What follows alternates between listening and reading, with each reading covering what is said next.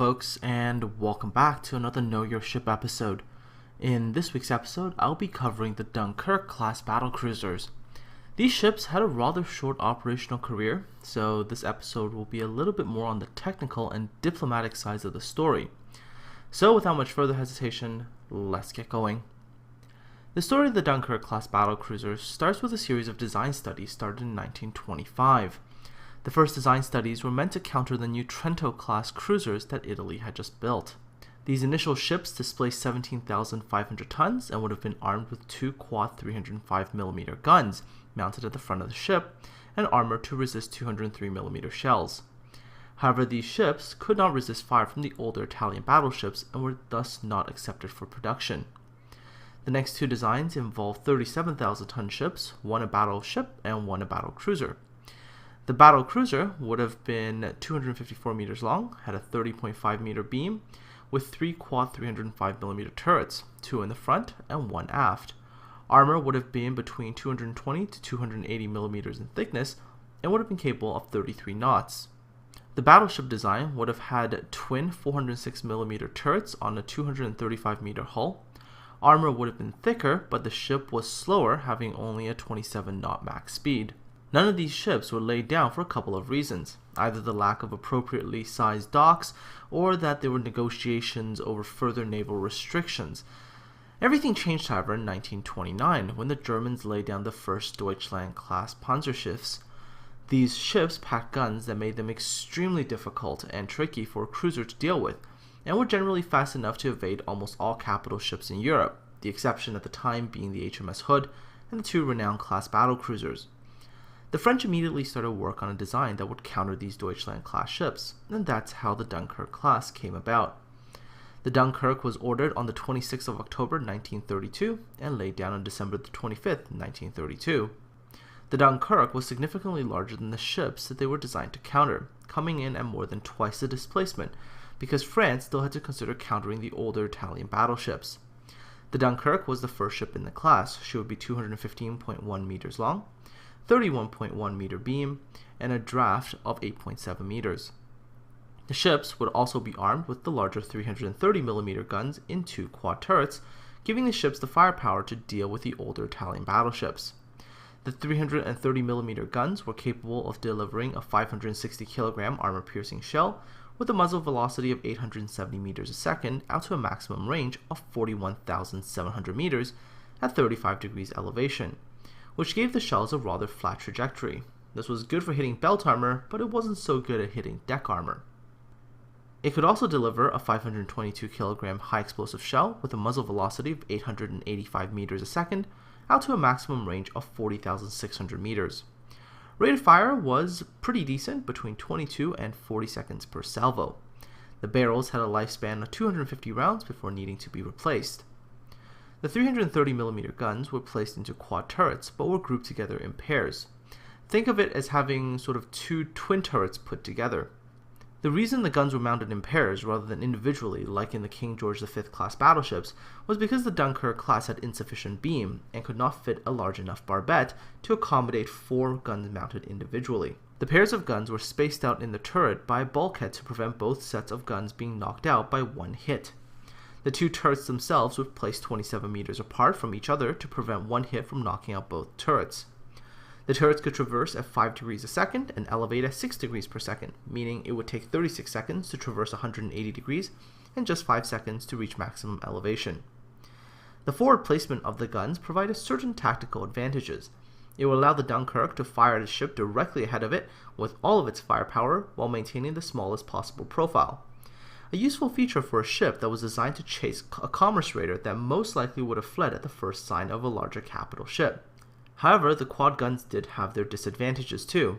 Its arc of fire was more limited since it could not fire directly backwards, and the guns were also placed too close together, and so when the shells were fired they would create a certain wake that would create excessive dispersion.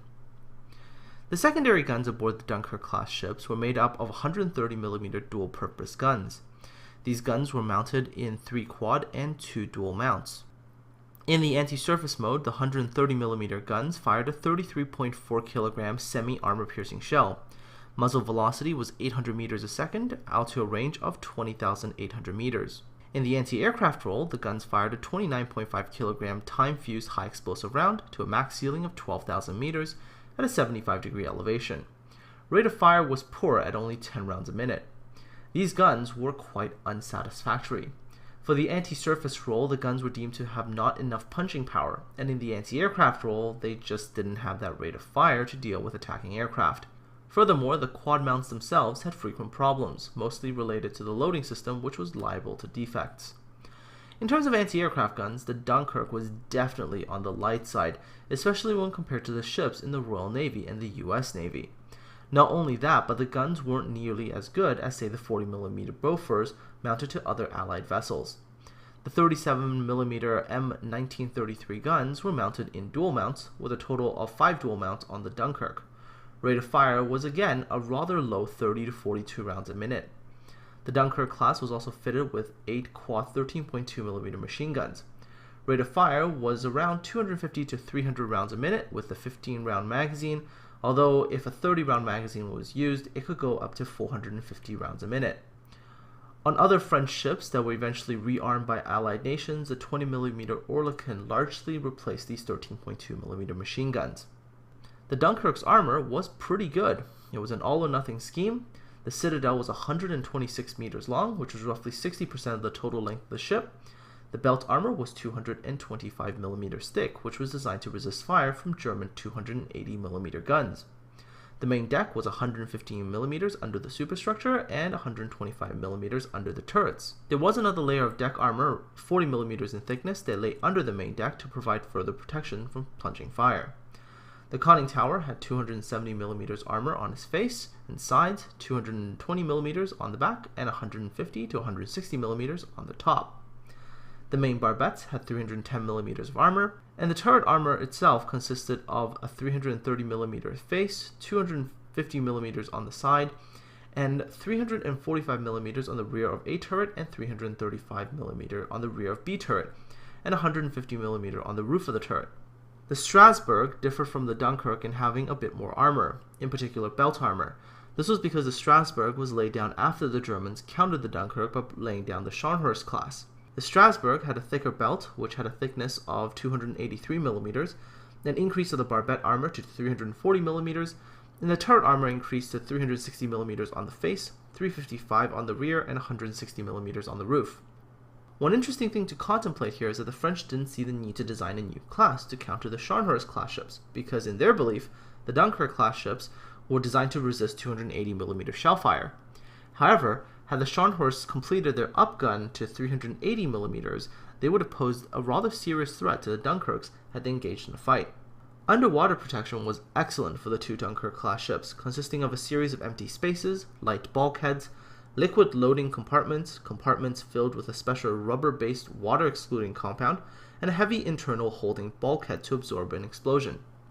Interestingly enough, the Dunkirk class never went to sea with a full load of fuel. Had the fuel been filled to the brim, it would have increased the pressure on the bulkheads during a torpedo hit, rather than reducing the force of the explosion. This reduced the operating range to 7,850 nautical miles at 15 knots and 6,300 nautical miles at 20 knots.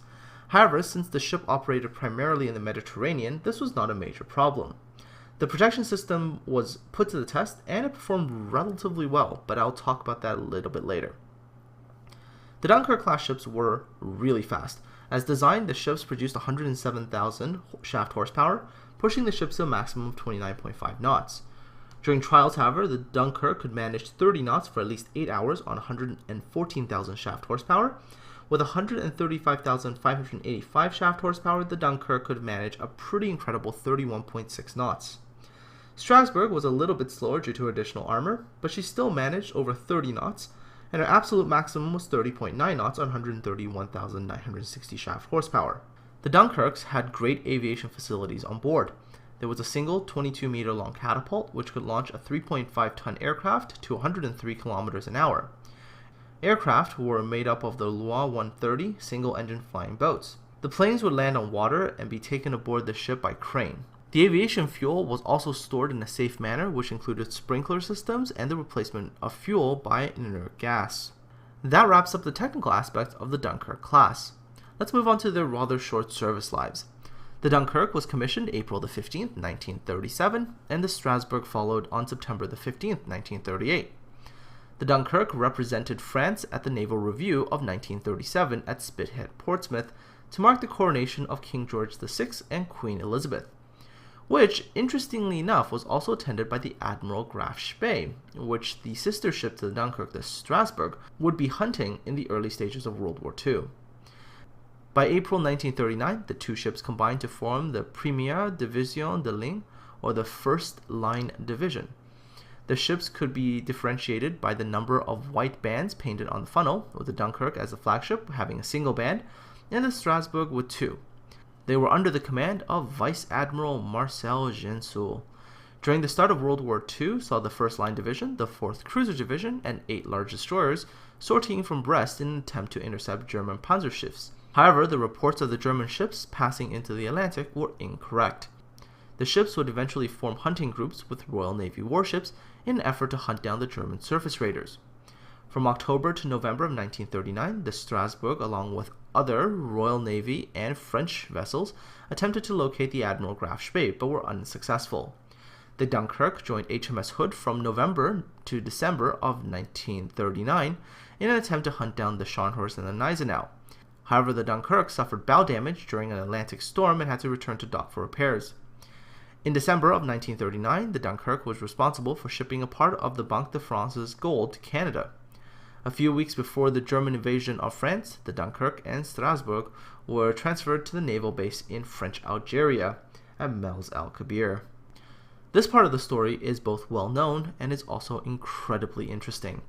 As the German invasion of France progressed, Admiral Darlan told the British that the French fleet would never fall into the hands of the Germans. However, when France fell and the armistice was signed, the terms of surrender was met with dismay by the British. One of the terms was that the French vessels were to return to France and be disarmed. Unknown to the British, however, was the German concession at the last minute that the French ships would instead be disarmed at French African ports. This led the British to the belief that with the return of the French vessels to France that they would fall under the control of the Germans. The complete opposite, however, was to be true. Admiral Darlan had sent a coded order to all captains of warships in French African ports that their ships were to be scuttled if the Germans attempted to take control of them. However, the British, fearful of Nazi Germany's history of not respecting previous agreements, and the fear that the potential integration of the French Navy into the Kriegsmarine, which would have included multiple battleships, cruisers, and a large number of destroyers, would have instantly turned the Kriegsmarine into a much more dangerous threat to the Royal Navy. This strengthened German fleet combined with the Italian fleet would have swung the balance of naval power in Europe away from the Royal Navy. This led the British to create Force H on June the 28th of 1970. Force H, under the command of Vice Admiral James Somerville, consisted of HMS Hood, Resolution, Valiant, Ark Royal, and 11 destroyers. On the 1st of July 1940, Vice Admiral Somerville was given orders to secure the transfer, surrender, or destruction of the French warships in North Africa. At 6:30 a.m. on the morning of July 3, 1940, HMS Foxhound, with Captain Holland on board, steamed towards the harbor entrance. The captain was to orally deliver the ultimatum, which stated the following options: sail with the Royal Navy and continue the fight until victory against Germany, sail with reduced crews to a British port, the crews would be repatriated at the earliest moment. If any of these two courses of actions are taken, the British will restore the ships to the French at the end of the war, or pay full compensation if they are to be damaged. However, if you do not want French ships to be used against the Germans for fear of breaking the armistice and having France punished by the Germans, then sail with the Royal Navy to a French port in the West Indies and be demilitarized, or send them for safekeeping in the United States. If you refuse these offers, the Royal Navy will be forced to sink your ships in 6 hours to prevent them from falling into German hands. Admiral Gensoul took offense to the fact that the negotiations were not being conducted by a flag officer and refused to see Captain Holland. So at 8:10 a.m., Gensoul sent Lieutenant Dufay to convey to Holland that the French admiral would not be seeing him. During this time, Gensoul was also getting increasingly agitated that the British were trying to conduct diplomacy at gunpoint, and at 8:47 a.m. ordered HMS Foxhound to leave the harbor immediately. Captain Holland, understanding what would happen if negotiations failed, boarded a fast launch as the Foxhound was leaving the harbor, hoping to get on board Gensoul's flagship, the Dunkerque. He was met once again by Lieutenant Dufay in another craft, who explained once more that the French admiral would not see Holland. In desperation, Captain Holland handed the flag lieutenant a briefcase containing the text of the British ultimatum. Gensoul read the British demands, and at 9:45 a.m. he signaled the French Admiralty in Toulon, informing them that a British force was stationed outside the harbor and had issued an ultimatum, and that if he did not comply, the British would sink his ships in 6 hours. While Gensoul sent the message to the French Admiralty, he failed to send all the conditions laid out in the ultimatum in full. This would prove to be a costly mistake. The French Admiralty, which was unaware that there was an option to sail the ships to the United States for safekeeping, responded by signaling other French squadrons to prepare for action and to reinforce Gensoul's squadron. This message was intercepted by the British and passed on to the First Sea Lord and Prime Minister, Winston Churchill. At around 10 a.m., Somerville received a message from Gensoul that the French warships would resist any forcible attempt to gain control of the fleet. Somerville notified the British Admiralty that he was prepared to take action at 1:30 p.m. that afternoon. A little after noon, Gensoul sent another message to the Admiralty with more details about the ultimatum, but it received no immediate response. During this time, Captain Holland noticed that the French ships were starting to raise steam, indicating a possible attempt at escape. This led to Admiral Somerville to order the main shipping channel of Mels el Kabir to be mined. At 1:15 p.m., with the deadline drawing nearer, Somerville signaled to Gensoul to accept one of the conditions or he would open fire. Gensoul replied that he was still awaiting a response from the French Admiralty. This extended the deadline to 3:30 p.m. At around this time, Gensoul received a message from the French Admiralty to not demobilize as reinforcements were on the way.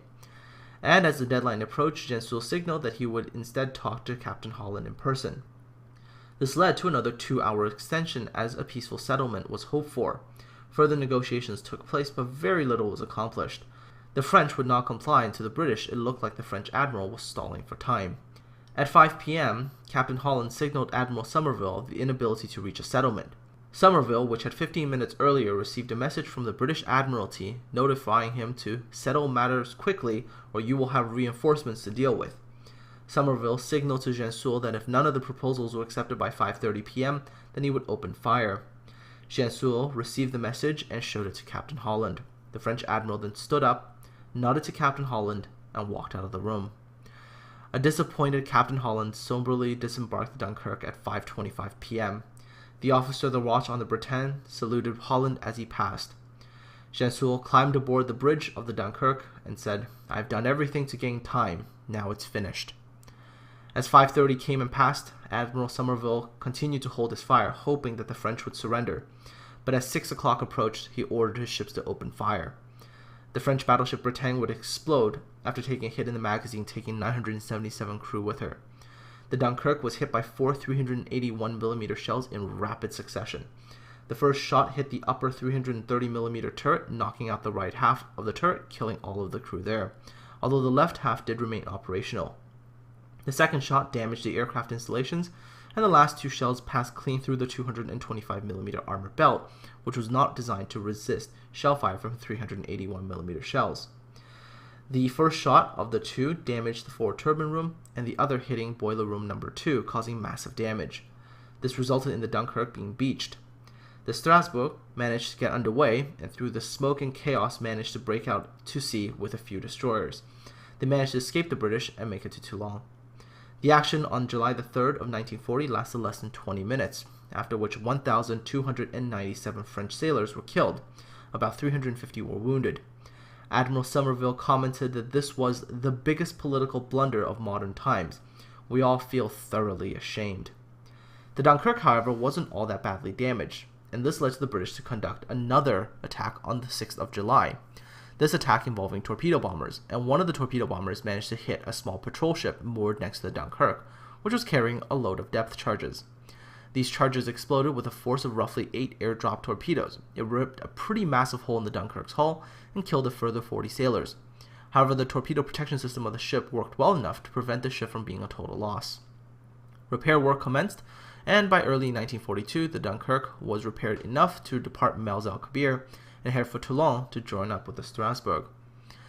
On November the 27th of 1942, the thing that the British had feared when they undertook the attack on Mels el Kabir took place as the Germans attempted to seize control of what was left of the French Navy at Toulon. As the Germans approached at 5:25 a.m., the Strasbourg immediately transmitted the order "Scuttle, scuttle, scuttle" to all French ships using radio, visual signals, and dispatch boats.